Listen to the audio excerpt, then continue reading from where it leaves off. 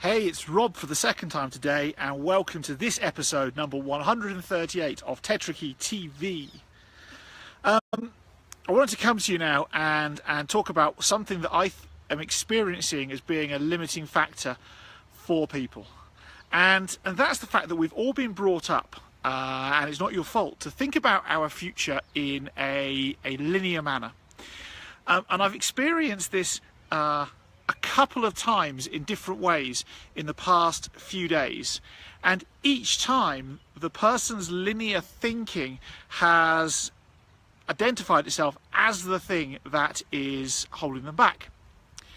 So the first of this is I met with a guy this morning who was complaining to me that he wants to set up his gardening business. Great idea, there's a need for it, blah blah blah, and all he needs is money. He needs an investor. I said, well, what do you need an investor for? Do you have any clients at the moment? No, he doesn't have any clients at the moment. I said, do you do gardening? Oh, well, I cut the grass and I really enjoy it. Marvellous. He said, but what I really need is enough money to pay 3 months worth of salaries for myself and a couple of people to work for me. And I need a truck to drive around in, and I need 2 lawn mowers and spades and this and that and whatever else. And quickly he'd gone and racked up about $10,000 to $15,000 worth of startup costs. Sorry, I have this little monkey with me today. And you see, here's the problem. He's not yet a gardener. He could go and get jobs working for people using their equipment, and it would be a great start to the business. He doesn't need money, but it's this perception that money is needed that's the problem. It's the linear thought.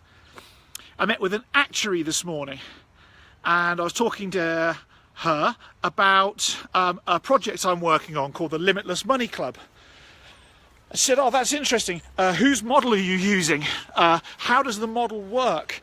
Etc, etc, etc. All sorts of questions, when what she really should have asked was, how can I get involved? I understand that it works. It's the same with people who look for career advice. We look to progress up this career ladder. Whereas often the opportunities that you need are off to one side. Often, to get my first business up and running, I worked daytimes on a building site laying bricks to get the money, to get the capital, to get it up and running. It wasn't the start point that I wanted. I wanted fancy car, fancy office, fancy business, lots of sexy equipment, so on and so forth. What I needed though was cash, and nobody invests in a startup business that isn't already trading. And if they do, here's the thing they do. They want 75, 80, 90% of your business for that cash. You can earn the cash yourself. Start small, it's hard, bootstrap it the whole way, and think laterally. I had a great conversation with a client the other day, and if he watches this, hi, you'll know who you are. And what I really liked was his open-mindedness to what he really needs to do is leave his corporate job so that he's got freedom of time to go and build his business that he wants to do. And what he's willing to do is think about, well, what's the quickest way I can earn enough money to match my current salary that's not going to tie me up, and I understand that it's not going to be the end point, but it's going to be the vehicle that frees my time to enable me to go and work on my end point. What a beautiful conversation. What a lovely open mind this guy had when we were having this conversation. And I encourage you to think laterally about what it is that you're doing to generate money, your future, or anything else.